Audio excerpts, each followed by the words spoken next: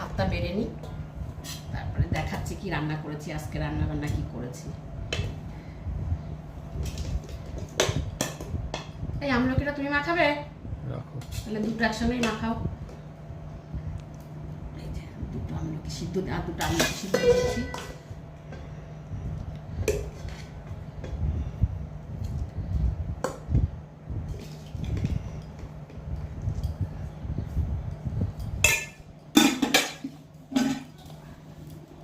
তোমাদের দাদাভাই মাখিয়ে আমাকে দেবে, দুটো একসঙ্গেই মাখাবে।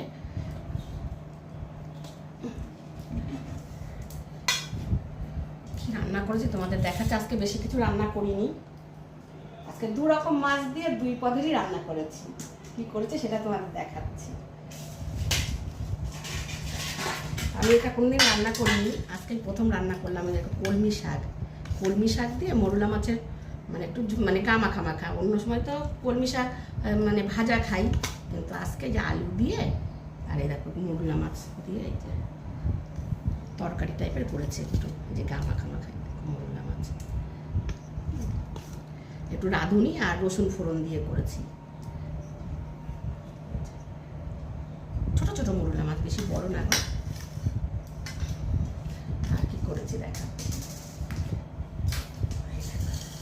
বললাম না দুই রকম মাছ দিয়ে দুই পদের রান্না করেছি। এই যে এইটা তোমার এই যে রুই মাছ রান্না করে, রুই মাছ দিয়ে আর হচ্ছে ফুলকপি, এ দেখো আলু আর এই সজনের ডাঁটা দিয়ে হালকা পাতলা ঝোল করেছি। এত গরমে তো আদা জিরে বাটা দিয়ে হালকা পাতলা ঝোল করেছি।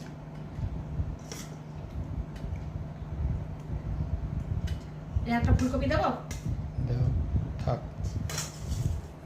এগুলো আমার আজকে দুপুরে রান্না, মানে সিমসাম দু রকম মাছ দিয়ে দুই পদের রান্না, বেশি কিছু আর করিনি। আমি কোনোদিন এটা রান্না করিনি, এই যে মানে কলমি শাক দিয়ে মাছ দিয়ে যেরকম ঝোল ঝোল কখনো করিনি, আজকে রান্না করছি। খেয়ে দেখবো কেমন হয়েছে। তোমরা বন্ধুরা খেয়ে দেখে বলো তো কমেন্টে, যেগুলো এটা রান্না করে খেলে কেমন লাগে।